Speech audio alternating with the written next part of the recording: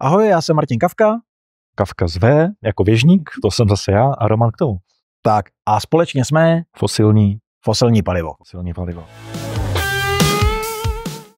Hele, a dneska bychom chtěli probrat Dvě témata. Jedno, a oni vlastně spolu dost souvisí. Generační efekt a Feynmanova technika učení.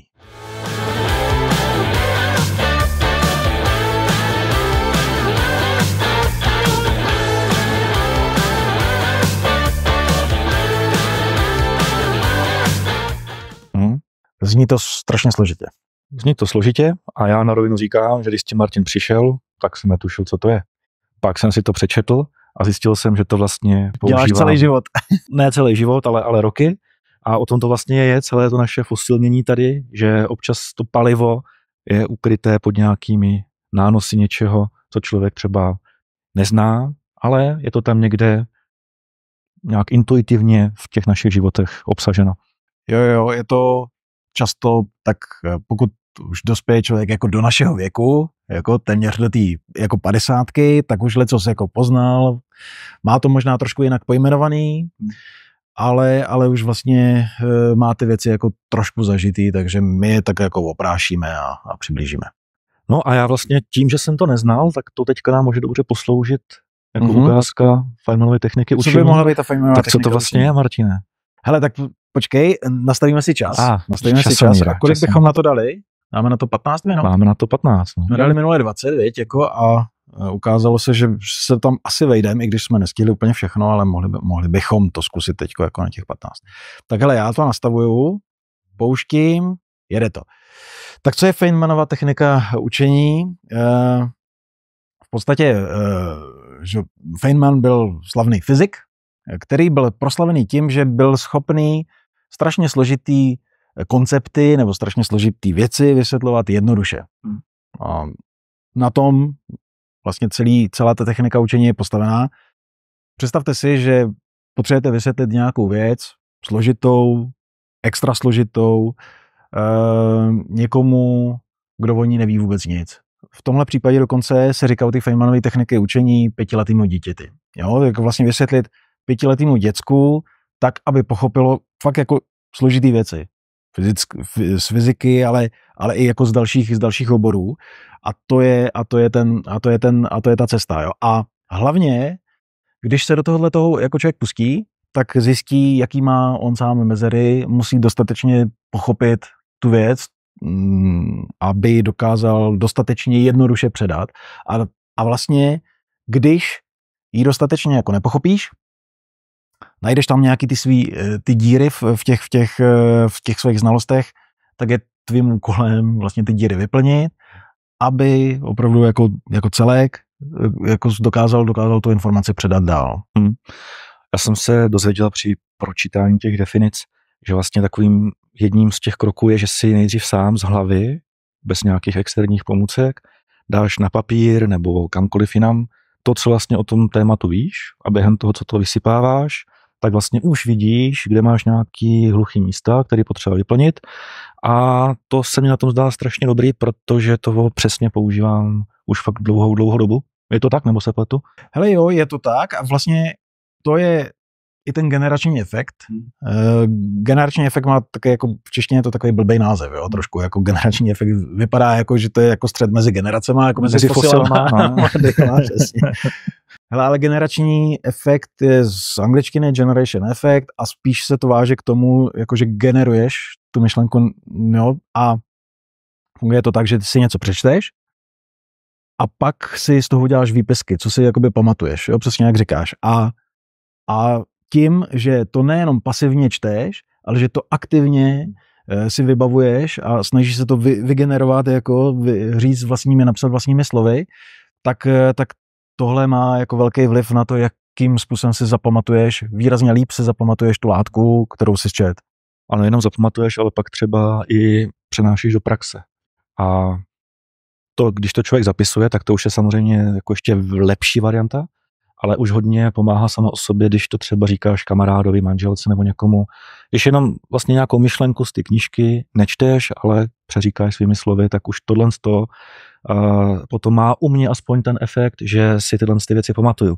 Takže jinými slovy nějaký jenom zvýrazňování tak vlastně nestačí, protože člověk zaklapne knížku, už o tom neví. Jo, já vlastně tomu říkám nějaký jako stupně čtení, no, od mudlovského až po brumbálovské, jo, jako, a to mudlovské čtení je takový to, přesně čteš beletry třeba, nebo nepotřebuješ si dělat zápisky, čteš to proto, aby ses pobavil, nebo aby si něco zažil, jo, s tou knížkou. Ale když jakoby tohleto mudlovský čtení jako použiješ na nějaký jako nachytřovací knihy, nebo něco, co by ti mělo něco dát, tak je to ztráta času, jo. Ty v podstatě jako prošumíš tou knihou, takhle nějak v hlavě ti to taky jako prošumí, ale moc věcí tam neulpěje, jo. Nemyslím si, že tam něco zůstane, když člověk čte mudlovsky, jo. Pak je nějaký, jako fakt měl by se dostat k tomu brumbálovskému čtení, což je jako pochopení té látky, takže to dokážeš jakoby někomu předat, ale jakoby ten druhý stupeň je minimálně to, že si děláš zápisky, třeba Eliška Šestáková říká, po každý kapitole si prostě vybavuju, co jsem se vlastně v té knize dočetla. Snažím se to svými slovy si to někam jako zapsat, to se mi strašně líbí. A když už tam cítíš třeba jakoby bílý místa, tak se ještě k té kapitole můžeš vrátit a ještě si tu věc v hlavě dojasnit. Jo, to je určitě dobrá věc. A vlastně jsem ho používal už kdysi dávno na výšce, jsem si uvědomil. Tehdy, že jo, tak nebyly nějaký čtečky knih a tak dál, takže jsem dělal poznámky dvojího typu z knížek. Dělal jsem citace, abych se potom mohl vrátit k něčemu, abych to mohl použít třeba v nějaký seminárce. A pak jsem vlastně dělal svoje nějaké postřehy, poznatky a z toho jsem potom jako fakt hodně těžil, když jsem začal učit. Takže o těch knížkách jsem měl svoje vlastní postřihy a nebylo to nějaké papouškování něčeho, co se člověk dozví v nějaké sekundární literatuře. To je přesně ono. Hele, když se učíš, jako, nebo děcka, my už se neučíme úplně na zkoušky, ale když se naše děcka třeba učí na zkoušky a sejdou se v nějakém jako kruhu, nebo aspoň dvojice a ten jeden pokládá otázky tomu druhému, tak to je v podstatě jako generační efekt, jo? Že ten člověk jako druhej, který odpovídá na tu otázku, tak musí si sám sformulovat, jak má na tu otázku odpovědět, jo? Že to není papouškování přesně z knihy, že to není tady se píše teďko o něčem, tak mi řekni, co to je. A to vlastně vyloženě jako nutíš toho člověka, aby řekl nějakou definici, která je v té knize. Ale když ho otázkama jako tlačíš spíš k tomu, aby to popsal svými slovy, tak to je na tom nejvtipnější, je to, že vědci sami neví, jako co to vlastně, jako díky čemu to všemu funguje líp, jo. Ale funguje to prostě líp, když ty to musíš popsat vlastními slovy a musíš hledat ty slova, musíš hledat ty cesty, jak to vysvětlit tomu druhému, než když to prostě jako přečteš, nebo se to nabifluješ a to, jako tahle technika učení moc nefunguje. A vlastně tady u toho hledání taky dobrý, že do toho dává člověk i osobní nějaký kontext a může to aplikovat na nějaké svoje vlastní zkušenosti. A mě vlastně docvaklo, že ten moment osobní kontext tak doporučuje třeba i v knížce Navždy plynule autor. A že jednu dobu frčely takový ty kartičky, pomocí kterých se učí slovíčka. A že jsou nějaké aplikace, kde máš obrázek, auto a z druhé strany máš napsáno car a podobně. A vlastně v té knížce Navždy plynule tak říkají, že když si do toho dáš osobní kontext, to znamená, dáš si tam to svoje auto, třeba vysněný nebo to, co vlastníš, tak hnedka se ti to víc spojí, jo, s tím a zapamatuješ si to podstatně rychleji. Takže když bys tam dával obrázky nějakých svých věcí, takže ten osobní kontext pomáhá i v tomhletom ohledu s tím učením. Takže taky trošičku odbočka, ale souvisí to s tím generačním efektem. No a ty jsi vlastně říkal u té Feynmanovy techniky učení, co to je. A mně potom došlo, že něco podobného já jsem zažil na Gimplu. Já jsem nesnášel chemii. A z chemie jsem si odnesl jednu jedinou věc, která vůbec chemii nesouvisí. Když jsme se chemikářky ptali, proč vlastně šla studovat chemii, tak ona řekla, no proto, abych to pochopila.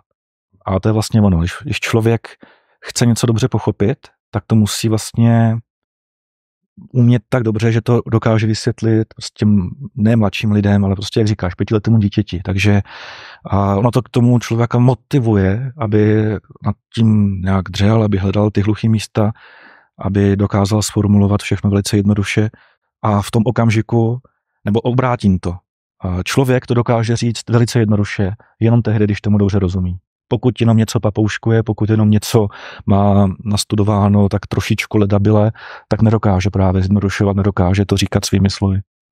Jo, to je přesně vlastně ono. No. A Ford byl ještě navíc v tom, že ten Feynman, on opravdu to měl hodně verbálně. Jo? On spoustu těch věcí, těch znalostí se snažil prezentovat jako ústně, jo? Že do nějaký prezentace nebo vlastně v nějakých projevech a často ty jeho myšlenky jsou potom přepisy.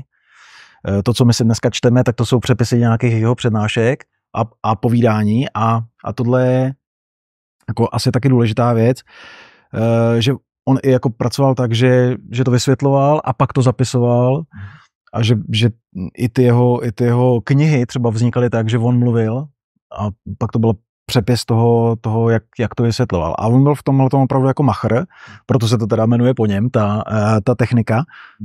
A myslím si, že jako je fajn si tu techniku osvojit, protože ono to má do značné míry něco společného i se srozumitelností v našem světě. Jo? Jakože, že lidi se strašně často snaží tvářit jako experti a nakupit jako mraky cizích slov a vysvětlovat věci jako složitě s nějakým pocitem, že budou jako vypadat moudře. Jo?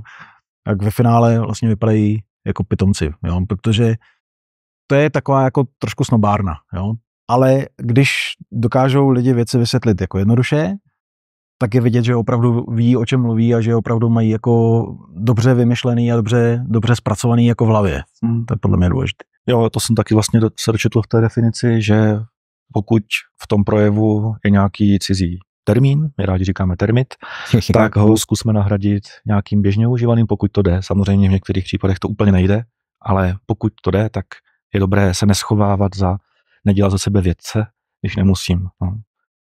No ty jsi tady naťukl tu školu, no, vlastně já jsem o něm mluvil o tom Gimplu, já jsem potom, že nějakých 11 let učil a vlastně i tam jsem po nějaký době pochopil, že takový ty referáty a skupinové práce, tak to není úplně samoučelný, ale když se to dělá fakt dobře, tak to přesně přináší dětskám tady ten styl učení, jo? Že já jsem po nich nechtěl žádné zázraky, ale měl jsem vždycky dvě podmínky a jedna z nich byla, že to nebude CTRL-C z Wikipedie a druhá, že to prostě nebudou číst. Jo? Takže měli zpracovat něco svými slovy a pak to vlastně svými slovy i prezentovat. Jo? A vždycky pro mě bylo tak nějak důležitější to, co do toho dali svýho, než jako jestli to bylo úplně 100% správně, to jsem pak upravil, že jo, ale tady ten efekt jim to přinášelo a moje otázka zní, ty máš teďka školáky taky doma, jestli máš pocit, že tyhle ty techniky v současném českém školství se používají, jak?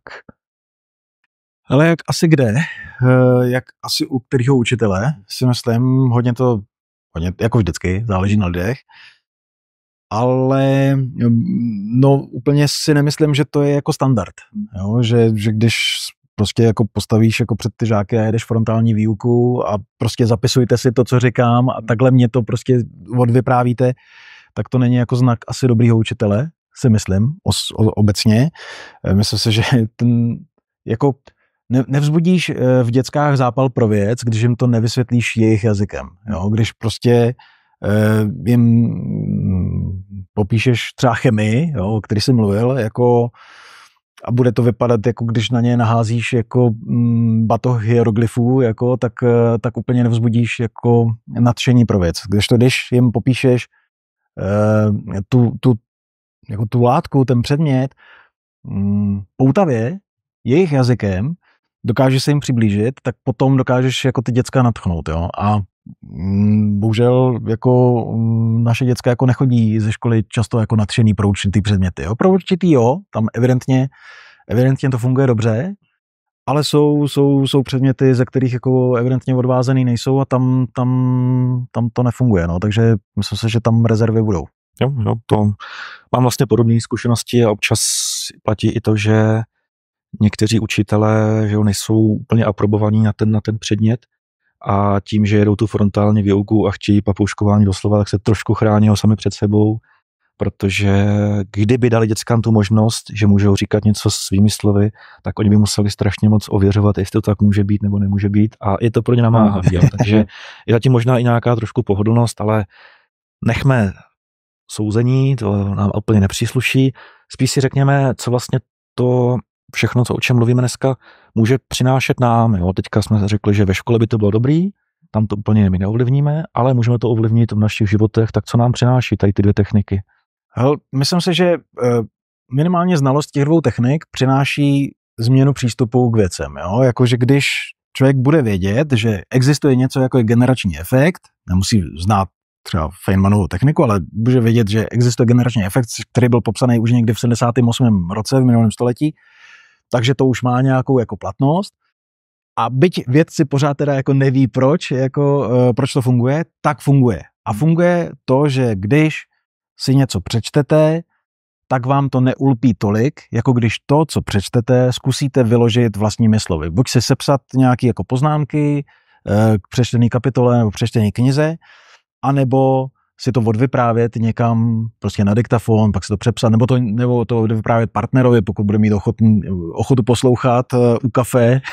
A nebo to odvyprávět čtenářům svého newsletteru, jak to děláš ty. A nebo to odvyprávět čtenářům newsletteru. Proto já mám jako strašně rád ty tvůrčí projekty. Jo? Ty jich máš taky furu a já si tam vlastně, to je pro mě takový hřiště, kdy se snažím jako mase lidí představit nějakou jako myšlenku, ne vždycky jako složitá, ne vždycky je triviální, ale snažím se představit tak, aby to všichni nějakým způsobem pochopili. A na tom se natrénuju a sám si to líp v hlavě srovnám, sám to líp pochopím, sám jsem lepším uživatelem potom ty myšlenky. No, přesně tak. Ale já jsem vlastně nevědomky tady ty techniky použil, když jsem dělal projekt Přepišme to. A tam bylo vlastně důležité, když to řeknu ve stručnosti, nevím, kolik máme času, 15 minut, tak jde o to, že jsem vzal nějakou webovou stránku, podíval jsem se, co by tam šlo vylepšit, popsal jsem, co tam je špatně, přepsal jsem mi a řekl jsem, proč jsem mi přepsal. A pak jsem vlastně rozebíral jednotlivé body. Jo? A tím, že jsem rozebíral jednotlivé body, tak jsem vlastně sám u sebe zjišťoval, jaký tam mám ty slepé místa a jak jsem si to mohl doplňovat. A zároveň je strašně důležitý, že to šlo ven, že to nebylo jen do šuplíku, že to byl nějaký veřejný, nechci říct závazek, ale veřejný projekt. A to člověka taky jakoby přiměje k tomu, aby se to pokusil zjednodušovat, aby o tom vlastně přemýšlel jakoby očima toho potenciálního publika, toho čtenáře. A takže tam jsem na tom strašně vyrostl. Takže jenom to říkám z toho důvodu, ne, že bych se chtěl chlubit, ale spíš, že i kdyby nějaký tvůrčí projekt nám nepřinesl jakoby nic, dejme tomu nějak ziskovýho nebo nějakou slávu nebo cokoliv, tak to rozhodně nás posouvá i v ostatních oblastech našich činností. Je to v podstatě takový jako upgrade jako Feynmanovy techniky učení nebo generační efektu, že nejen, že to já nevím, zapisujeme sami pro sebe, abychom to líp pochopili, ale zároveň to předáváme dalším. Myslím si, že to je jako skvělý hack, abyste fakt nečetli Mudlovsky, jo? Jo? To je něco, co mě jako strašně jako děsí, jako jo, máš krátící se čas, jo, jako fosilové prostě jako žijeme, dejme tomu už v tom kratším poločase, jo, nebo v tom druhém poločase už jsme, dejme tomu, jsme po přestávce, jo, a máš nějaký jako limitovaný počet zdrojů, který můžeš jako číst, ze kterých můžeš čerpat informace a přijde mi strašně mrhání časem, když ty informace jako nevytěžuješ tak, jak bys mohl, jo, jako přečíst jednu knihu, která ti dá jako spousty informací, je za mě lepší, než Mudlovsky přečíst 100 knih, za kterých ti nezůstane v hlavě skoro nic a nejsi schopný jakoby ani ty informace, které se tam dozvěděl, jako nějak pospojovat. Takže jako radši jednu knihu pořádně, než 10-100 knih jako blbě. No souhlas, jenom možná doplním, už to tady zaznělo, ale pro jistotu to se týká jako nějakých třeba seberozvojovek nebo nějaké odborné literatury. Samozřejmě není vůbec nic špatného číst si jen tak pro radost nějakou beletrii. Ježišmarja. Jo, takže abychom to jenom přesně tak. Beletrii úplně v pohodě, u moře, dovnitř, ven, cajk, jako.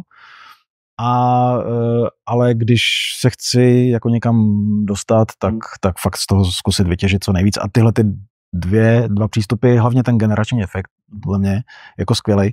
A ta Feynmanova technika učení je dobrá vlastně jako taková kalibrační metoda, jestli opravdu o tom víte dost. A když vlastně objevíte díky tomu, že to někomu říkáte, bílý místa, tak je doplnit. Jo? Nějakýma dalšíma zdrojema, dalšíma knihama a dalším pochopením ty věci. No a vlastně tyhle ty obě techniky používáme taky při přípravě na fosilní palivo. A proto vlastně i děláme fosilní palivo, protože jako fosilové už zapomínáme, tak abychom si připomínali, co je užitečné, protože nejsme nějaký vzor dokonalosti, ale naopak lidé, kteří se snaží nějak posouvat, ale ne vždycky se všechno daří, takže proto se posouváme i díky vám. Je to tak. Tak jo, dneska jsme to zase nestihli v termínu. Zase nestihli, zase to pípalo. A já jsem se tě ještě chtěl zeptat, jaký jsou hrozby, jestli tam jsou nějaké hrozby skryté, které to přináší, tady tyhle ty techniky, ale to si asi budou muset čtenáři, diváci, posluchači dohledat. No, to bych ještě možná jako zmínil. Hrozby, já tam vidím hrozbu toho, jako brát to jako linie, jo? Jakože nebrat to, jakože to už by pochopili, nebo to už je, jako je v pohodě, to už vím dost, jo? Já si myslím, jakože v momentě, kdy tam cítíš trošku zaškobrtnutí, trošku bílý místa, jo, protože ten Feynman, měl ty kroky 3. Ten první krok byl přesně zjistit, co o tom problému vím, tím, že to někomu teda jako řeknu, 5letému dítěti a zjistím, identifikuju nějaké jakoby místa, které potřebuju vylepšit. V momentě, kdy to vylepším, vlastně všechny ty bílé místa zaplním, tak ten třetí bod je pilovat to, jako zlepšovat vlastně ten způsob, jakým to předáváš. A k tomu je potřeba jako podle mě jako dospět a nesnažit se to přeskočit, jo, jakože no tak tady tohle to trochu nevím, tak to tak jako trochu nafejkuju, ale to znamená, že to teda jako to téma jako nemáš dostatečně jako v paži, jo. A když to máš dostatečně v paži, tak furt tě může někdo nachytat. Jo, takže bejt na sebe přísnej. Jo. Bejt na sebe přísnej a vlastně i upřímnej a říkat si upřímně, čemu vlastně úplně ještě nerozumím a jít tomu naproti. Jo, to je třeba ten učitel, který ho můžou nachytat ti žáci, když by se ho na něco zeptali, jo. A on jako ví, že není silný v kramflecích, tak nepovolí třeba otázky nebo jede furt jako. Jo. To asi jo. Ono těch hrozeb tam může být víc, ale asi není potřeba rozebírat. Napadá mě třeba to, že se to úplně nehodí na nějaký biflování faktografie, ale k čemu to dneska je v dnešní době, že? Nebo že to občas může vést k nějakému až přílišnému zjednodušování a k zavádějícím informacím, ale to zase člověk soudný na to si asi dá pozor, no. Hele, já si furt jako říkám, že když to ten Feynman dokázal jako aplikovat prostě na fyziku, jo, tak jako v mém řazení světa, v mé hierarchii je všechno pod fyzikou. Jo, to je jako za mě vyšší dívčí a cokoliv jako je pod tím, jo. A jako když on dokázal jako složitý jevy jako vysvětlovat jednoduše, tak si myslím, že dneska už dokážeš jako zjednodušit jako cokoliv, když to dostatečně umíš, jo. A pak už zase jakoby vlastně brouzdáme do toho, že fejkuješ, jo? Že v momentě, kdy to nedokážeš, tak to podle mě ještě tak dobře neznáš. Jo, to se mi zdá jako myšlenka dne, jo. Pěkný konec, pěkná tečka. Tak jo. Tak dík, že jste s námi spálili další fosilní palivo. Příště přivezeme zase pár briketek. Jako briketu. Tak jo, čau. Ahoj.